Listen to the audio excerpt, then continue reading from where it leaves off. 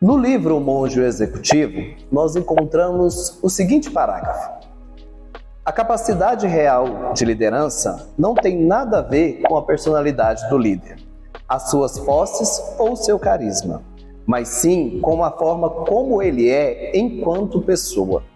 Eu achava que liderança era estilo, mas agora sei que a liderança é essência, ou seja, caráter.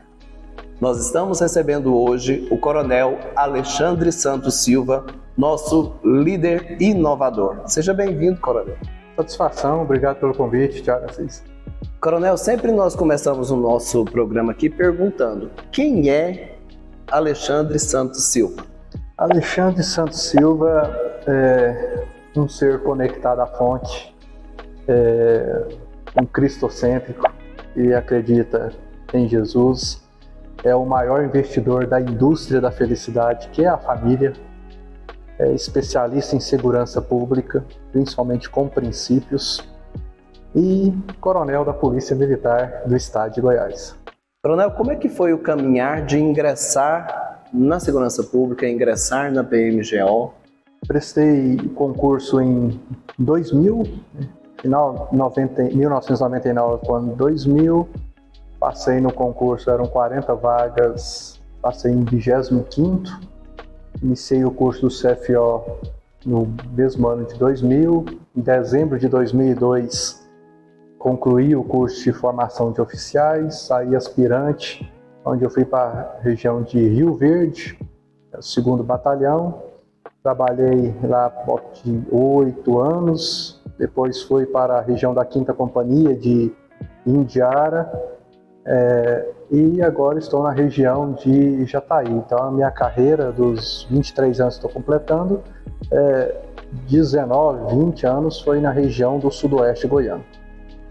E o senhor, enquanto um agente de segurança pública e um defensor da família, acredita que a base de uma sociedade melhor está na família?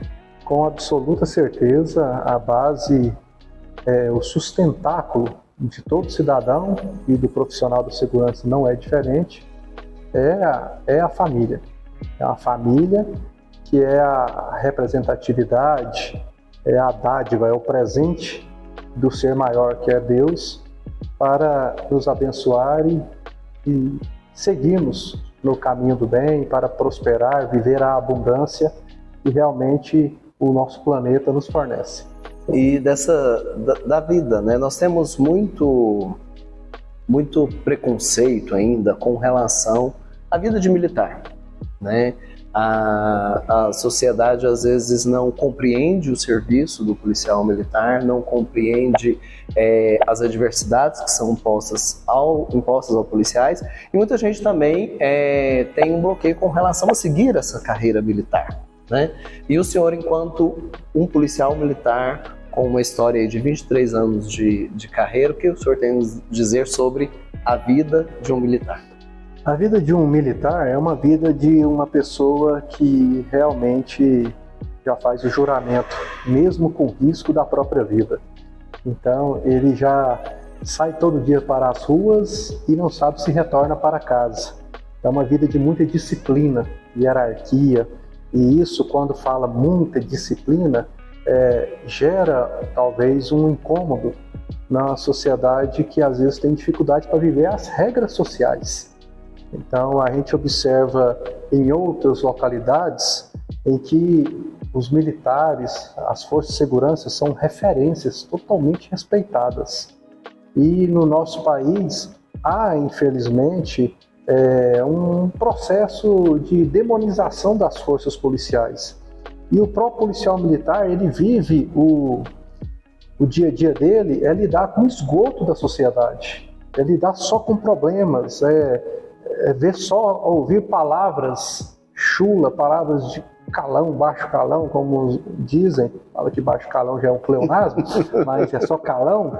Mas você conviver com situações totalmente adversas, em que está todo mundo correndo para um lado e você passando ao contrário para ir de encontro, né, bater de frente com o perigo, com o problema, com a morte, para defender essa mesma sociedade que o critica o tempo todo. Eu uso a expressão que De manhã nós prestamos, acontece um fato, né, um roubo, por exemplo. Aí nós já não prestamos mais. À noite nós prendemos o ladrão e a gente volta a prestar. Essa é a realidade do dia a dia. Então nós vivemos sob uma pressão, uma legislação frouxa, e diante desse cenário vai criando uma segregação. A sociedade começa a ver o militar como se fosse um ET, um outro ser. E o militar nada mais é que fruto da sociedade, né? Então eles estão vendo a farda, mas não estão vendo que tem um ser humano ali que também tem seus problemas em casa, tem seus problemas no dia a dia, que tem suas dificuldades. E que diante de tudo isso ele tem que superar tudo para defender o próximo. É muito nobre, mas extremamente desgastante, porque gera uma poluição do drive mental. A gente polui o drive mental, porque se você só vê ocorrências de desgraças, de problemas, de tudo que você é cercado, bombardeado o tempo todo, você tem que lutar contra tudo isso para dar uma resposta positiva para a sociedade e ter qualidade de vida ainda. Então, isso gera um choque, né? um choque cultural. Mas esse é o dia a dia de quem aceitou esse desafio. Eu falo que alguém tem que coletar o lixo na rua, né? Alguém tem uma profissão digna, que é o gari, alguém tem que coletar o lixo na rua. Ele está lá fazendo o trabalho dele dia a dia e vem um e joga com desrespeito. Alguém tem que enfrentar o infrator da lei. Alguém tem que ser policial. E nós aceitamos esse desafio. E esperamos que tenha futuros policiais, né? Tão comprometidos. Sim, acreditamos nisso e precisa, né?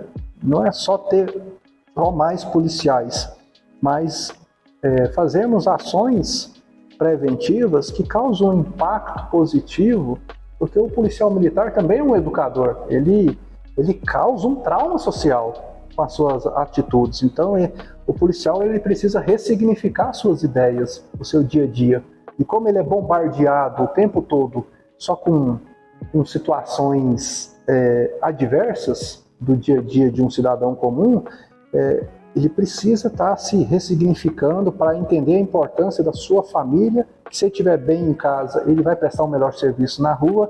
Então ele precisa ressignificar valores, ele precisa ressignificar muita coisa diante de tanta situação lastimável, né, dentro do que a gente acredita ser certo ou errado. Às vezes o que é certo para mim não é para você e vice-versa, mas tem que ter o limiar, aqueles princípios que eu falo que realmente esses são inegociáveis, né, e imutáveis, e é o que vão fazer a diferença com a sociedade melhor e com os policiais militares com a melhor prestação do serviço público. Você entrou no assunto que eu iria perguntar. O senhor disse que existem valores que são os alicerces da sociedade, que esses são inegociáveis, né? E na visão do senhor, para uma sociedade melhor, quais valores nós precisamos implementar ou resgatar? Que bacana. Obrigado até pela oportunidade de poder falar sobre isso. Não é muito normal o pessoal ver um policial militar estar discutindo esse tipo de situação. Mas, primeiramente, Deus no coração.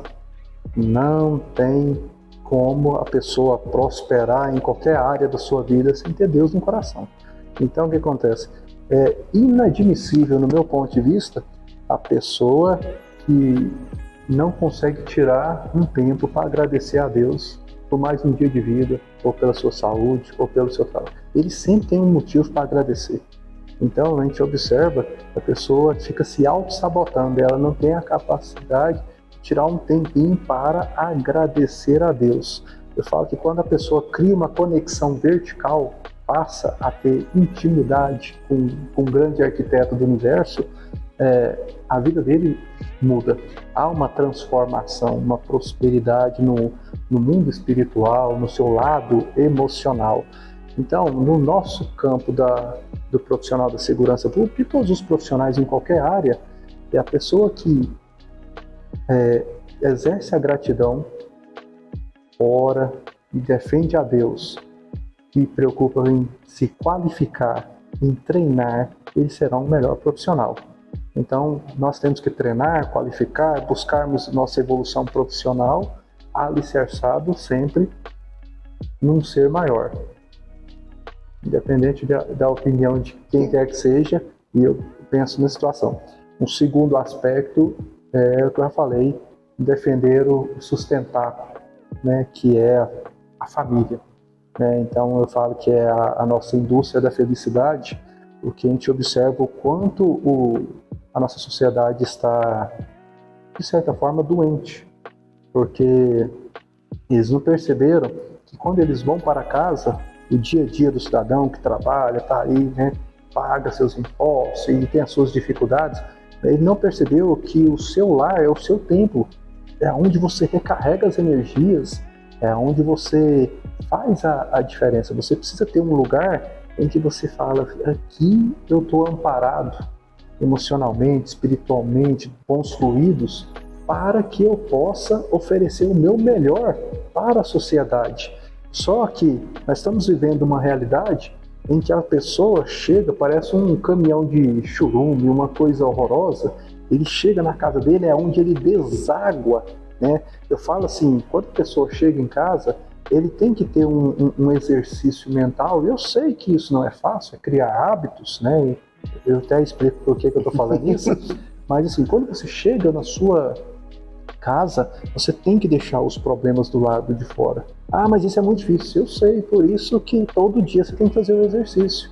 Porque você chega em casa e deixa os problemas do lado de fora, adentra, e as pessoas que você tem o seu contato, que é os filhos, né, que seja a esposa, o marido, os pais, aquela que você tem a convivência diária na residência, você chega falando coisas positivas, sorrindo, você está contagiando o ambiente e não contaminando. Então você deixa os problemas de fora e entre falando coisas positivas, dê a devida atenção, tempo de qualidade para a sua família. É fácil isso? É claro que não é fácil, mas é um exercício que deve se fazer diariamente. As pessoas chegam em casa, elas chegam enfesadas, ou seja, cheias de fezes. Elas chegam magoadas, com uma água suja dentro delas. Elas chegam preocupadas, ou seja, preocupando a mente, fazendo mau uso da imaginação, do poder do pensamento. Ou está com excesso de futuro, que é a ansiedade, ou está com excesso de passado, culpas e saudosismos que leva à depressão, ou está com excesso de atividade, excesso de presente que leva ao estresse. Então sempre está flutuando em alguma situação. E a cabeça da gente fica parecendo um macaquinho pulando de galho em galho, cheio de pensamentos. Nós estamos falando isso aqui, está pensando num boleto que não pagou, num trem que tinha que ter feito e tal. A cabeça da gente fica um turbilhão. Se você não tira um momento para fazer a sua higiene mental e chegar em casa, eu falo assim, é fácil você perceber se você tem contagiado ou contaminado o seu ambiente. É muito simples fazer esse teste. Quando você chegar, faz o teste. Chega em casa, a pessoa, vou deixar os problemas, vou entrar com um sorriso e vou falar coisas boas. Não vou poluir o drive mental da minha família nem o meu. Aí quando você entra e começa a fazer isso, aí a pessoa fala assim, tá tudo bem? Aconteceu alguma coisa? Tá tudo bem, papai? Tá tudo bem? Meu bem, tá tudo bem, meu filho? Então, assim, esse tipo de questionamento mostra o quanto nós temos poluído o nosso templo sagrado, que é o nosso lar. Então é simples, qualquer um que está nos acompanhando pode fazer o teste. Faça isso por um dia. Pela reação, você já toma aquele susto. Vixe Maria. Por quê? Porque você está no piloto automático, a sociedade está vivendo o piloto automático. Você pega lá a leitura lá do Mais Esperto que o Diabo, fala que 98% da população está alienada. Ou seja, todo mundo tem algum tipo de medo e fica alienada. Medo de morrer, medo de ficar sozinho, medo de ficar pobre, medo de adoecer. Ou seja, tantos medos que a pessoa está vivendo o piloto automático, concentrando no que ela não quer. E ela deveria concentrar no que ela quer. Então há um distúrbio na mentalidade de todos. Mas nós não temos compromisso com o erro. É isso que eu acho que seria uma virada de chave, pensando em questão de valores.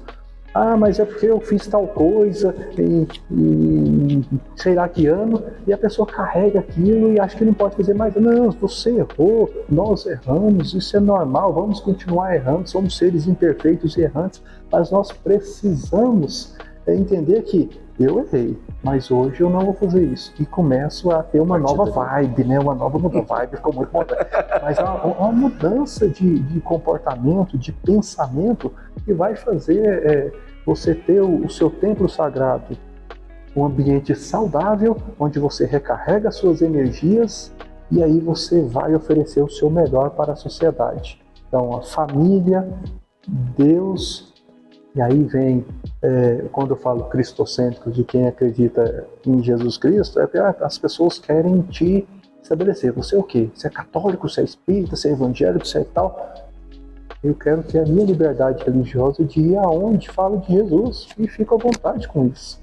Então, o que acontece?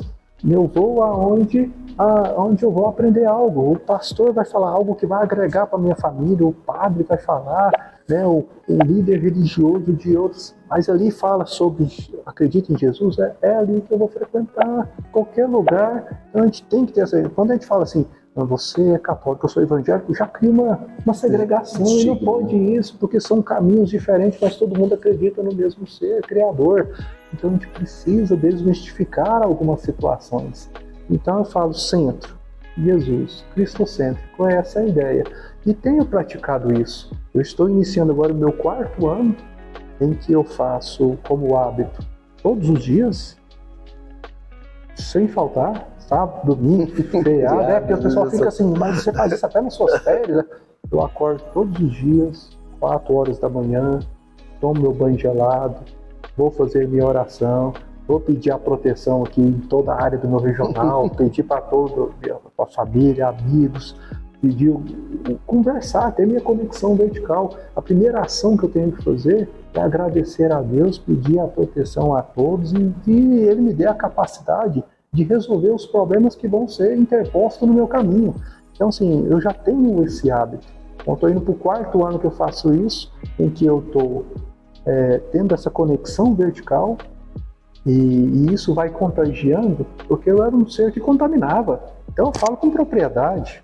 Então, assim, a minha esposa passou a fazer a mesma coisa. 2, 3 meses depois, ela falou, não, melhorou demais aqui.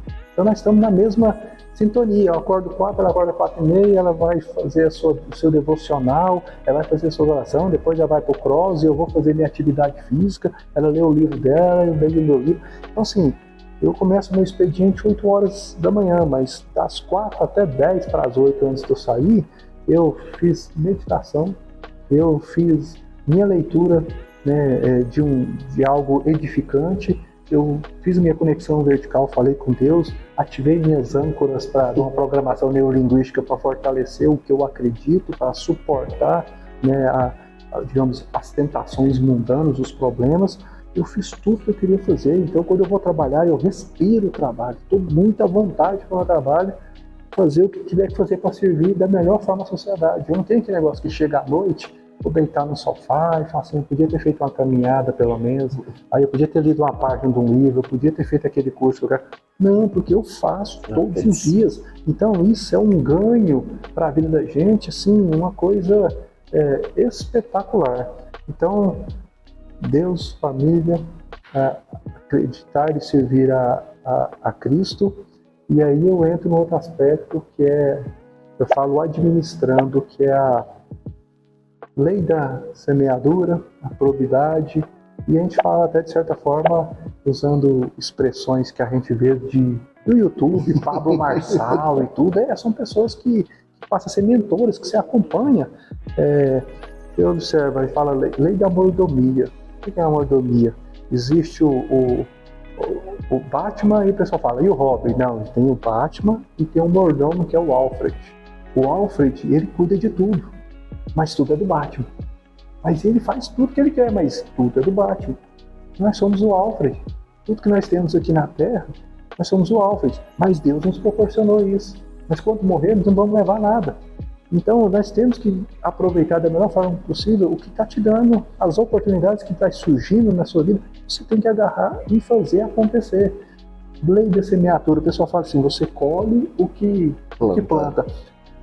Parcialmente, vírgula. Mas como assim? Se você colocar uma semente ali de maçã, um caroço da manga e tudo, você vai colher uma mangueira, você vai colher uma macieira. Ou seja, você não colhe exatamente o que planta, você colhe exponencialmente, bem multiplicado o que você planta. Então, se você está plantando coisas ruins, desejando coisas ruins, você vai colher coisas ruins exponencialmente. Então não tem como ser. Por isso que eu falo, colhe o que planta. Não, você colhe o que planta, você não vai lá e pega a semente e volta. Ela virou uma árvore, ela virou uma coisa assim, o que eu fiz? E aí entra a pessoa, né, os profissionais e tudo, com os pensamentos repetitivos, a culpa, acha que não pode mudar, todo mundo pode mudar. Vai entrar numa metanoia, a gente fala assim. Você vê uma pessoa que está fumando, Thiago Assis, aí ele joga o cigarro fora e fala, nunca mais vou fumar. Do nada.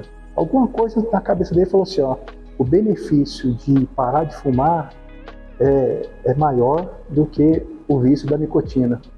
E de repente você encontra com a pessoa 5, 10 anos depois e fala, e aí? Ele falou assim, rapaz, você me pediu para fumar o cigarro, nunca mais ia fumar? Nunca mais fumou. Ou seja, a pessoa passou por uma mudança de pensamento, alguma coisa deu um clique, estourou uma bolha, né? Essa é das realidades que eu vou acreditando de princípios, e tem mais algumas aqui, mas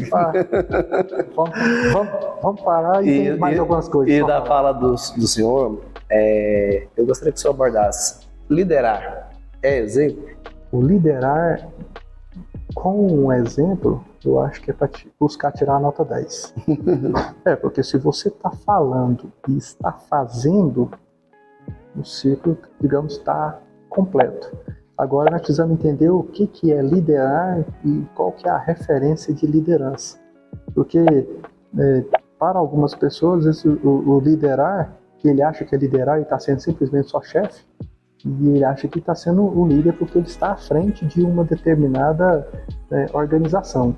Então, o exemplo, as palavras convencem, o exemplo arrasta. Se ele faz coisas positivas, não é só ser honesto, é demonstrar honestidade, que é a probidade, que é um dos que eu citei. Então, a gente tem que demonstrar honestidade, ser transparente nas nossas ações e não ser incoerente. Se você fala que vai fazer uma coisa, e você realmente tem que fazer isso que você está falando, e as suas atitudes demonstram isso, porque senão você cai em descrédito, né? Então, eu acredito que o exemplo, ele é um dos fatores preponderantes para um líder. Porque qual é o exemplo, né? O exemplo, às vezes o exemplo do cara é um exemplo negativo, né? Então é um fator preponderante, mas qualificar e treinar, buscar sempre estar conhecendo, aprendendo coisas novas, somos eternos aprendizes, né? Então isso aí é o que faz a gente reconhecer a nossa pequenez. E na minha profissão, sou coronel da Polícia Militar, mas o soldado, que é o primeiro, né, na hierarquia, se eu não sei fazer, eu não fico nem um pouco constrangido de chegar nele falando, como é que você fez isso aqui? Me ensina. Não, mas o militarismo, eu tenho militarismo, eu sei a minha função, as minhas atribuições, mas se ele sabe fazer uma coisa que eu não sei fazer, eu não posso perguntar, eu não posso falar, porque eu sou coronel da Polícia Militar. Com base em quê? Que pensamento? Isso é orgulho. Não é orgulho, é vaidade. Então eu acho que isso mostra que a gente tem muito para aprender, e a gente quer ser líder, mas a gente nem sabe se a gente é líder, mas a gente tem que demonstrar pelo menos coerência e dar o exemplo para as pessoas que estão ao nosso redor. Exemplos positivos, né? Com certeza. Aprendi. E como é ser líder militar? Líder dentro de uma instituição militar? Aí vem o questionamento. Será que eu realmente estou conseguindo ser líder ou estou sendo chefe, né? Esse termômetro tem que ser com a tropa. Ela vai falar, cara, né, é isso, o cara vê como chefe, e o outro às vezes vê como líder. Então, o que eu posso dizer é que eu busco demonstrar os meus princípios e busco, né, demonstrar coerência com tudo que eu falo. Quero ser o exemplo daquilo que eu falo, porque você falar e fazer é um desafio, é um abismo de diferença. E quando você consegue pôr em prática aquilo que você está falando, se você não é líder, pelo menos você está demonstrando que você quer chegar a ser um líder, né? E é assim que eu penso. Nesse momento, dentro de uma hierarquia, eu seria o comandante. Agora, o comandante já é uma nomenclatura diferente de falar chefe e líder, né? Mas sou o comandante, vou ficar numa situação neutra para não achar, né, a prepotência de gente falar, não, eu sou um líder nato. Não sou um líder nato, eu sou uma pessoa que todo dia está buscando fazer o melhor para a coletividade, que é o que eu acredito. Isso eu acredito mesmo. Defendo o melhor atendimento para a sociedade, de fazer a diferença para a sociedade, de colocar realmente interesses pessoais, particulares, abaixo da coletividade, e isso é uma luta fenomenal, é uma briga diária, mas cada dia que você supere e vença é mais um dia. E nós somos seres esperançosos, né? Porque todo dia a gente vai dormir, põe um despertador para tocar, nós nem sabemos se vai acordar no outro dia vivo, mas a gente põe um despertador para tocar, para mostrar o tanto que nós somos seres nós temos esperança, né? Esperança é que... Por isso que eu falo, esperança é a última. Realmente o brasileiro, todo ser humano... Vai ser o último momento, né? Com a esperança que vai acordar, né? Exatamente. Mas com certeza, Coronel, o trabalho do senhor é um trabalho diferenciado, né, que foi reconhecido, né, já por diversas vezes pela comunidade, né, por toda a regional, não só por Jataí. O trabalho que o senhor tem feito primeiramente frente ao comando do 15º, depois frente ao comando regional, e o senhor tem de fato feito a diferença em Jataí. Gostaria que o senhor falasse de Jataí, né? Como que, a mesma pergunta que eu fiz anteriormente para um outro entrevistado, como que foi para o senhor receber a notícia que o senhor viria para Jataí, né? E como hoje é a vida do senhor na nossa cidade? Foi muito diferente a situação, porque eu estava tomando café da manhã em Indiara com a minha esposa, era 7 horas da manhã mais ou menos, só nós dois tomando café, né? E eu falei para ela assim, amor, chegou a hora da gente ir para algum lugar, eu quero assumir uma coisa, um batalhão, eu não quero ficar mais em companhia não. Nesse mesmo dia, que coincidência não existe, mas nesse mesmo dia, era por volta de 9h30, 10 horas da manhã, eu já estava na 5ª Companhia, na sede, trabalhando, e o telefone tocou, era o Coronel Ricardo Mendes, o regional aqui, né, em final de 2017, início de 2018, e ele entrou em contato e falou assim, estou assumindo o comando regional e estou te convidando para assumir o 15º Batalhão. Aí eu falei assim, tô pronto. Aí ele falou assim, só isso? Aí eu falei, tô pronto. Aí o senhor falou, tô pronto. Mesmo? Mesmo. Porque geralmente a pessoa fala, não, peraí que eu tenho que conversar, eu tenho que ver e tal. Mas parece que eu já tinha antecipado a conversa com a esposa da necessidade de crescer profissionalmente. Então foi assim que foi uma vinda para Jataí. Aí eu não conhecia Jataí, eu vim com a família num domingo, não falei para os filhos, falei para eles que nós iríamos mudar para cá. Quando chega, e a entrada da cidade, essa cidade o estereótipo da cidade é muito bonito. Mas quando você chega no JK, piquenique, aquelas coisas assim, você vê aquela entrada, ela é muito bacana. Meus filhos brilharam os olhos assim, não, papai, aqui é lindo, tal. Falei assim, tem vontade de mudar para um lugar igual aqui? Ele falou, eu tenho. Pois é, nós vamos mudar. É mesmo, E aí começou o nosso trabalho, a gente pegou um cenário desfavorável, né? A gente pegava aí uma média de mais de 300 caminhonetes roubadas, 7 a 8 roubos a comércio no dia, mais de 80 homicídios. A gente pegou, digamos, um mato bem alto e começamos a capinar, né? A gente, digamos, deu a nossa contribuição, mas uma andorinha só não faz verão, né? Eu sei que esse mérito não é do Santos Silva, esse mérito o Santos Silva contribuiu para que isso acontecesse, né? Então, os poderes constituídos, a sociedade civil organizada, as forças policiais, todo mundo queria isso. A gente só ajudou a fazer as engrenagens tocar e realmente nós fomos destaque, né? 2 vezes aí, primeira colocação do estado de Goiás em redução dos indicadores, E hoje a família não quer ir embora de jeito nenhum. De jeito nenhum, a gente gosta aqui, né? Eu estou lendo sobre a história de Jataí, né? Observando que 13 de abril de 1870, o tenente José Manuel Vilela solicitando um cabo e 6 praças. Era assim, um cabo e 6 praças. Porque a cidade, Jataí, estava com uma onda de foras da lei, 1870. Aí quando você vai lá em 25 de agosto de 1909, aí já tem lá o Manuel Afonso, que é um presidente do Democrata, com 114 assinaturas, solicitando já um delegado especial, que é um tenente, mais 10 praças, porque Jataí havia se tornado um paraíso, escrito com Z ainda, paraíso de criminosos. Então nós estamos falando de 1870 e nós estamos agora em 2023, nós ainda estamos discutindo foragidos, recapturar foragidos. Então assim, é como se estivesse enxugando o gelo. Então a gente precisa dar uma nova roupagem, combater realmente para a sociedade se sentir segura, mas nós temos que ter o viés da prevenção. Cada setor tem a sua importância para poder fazer algo preventivo, uma sociedade realmente melhor.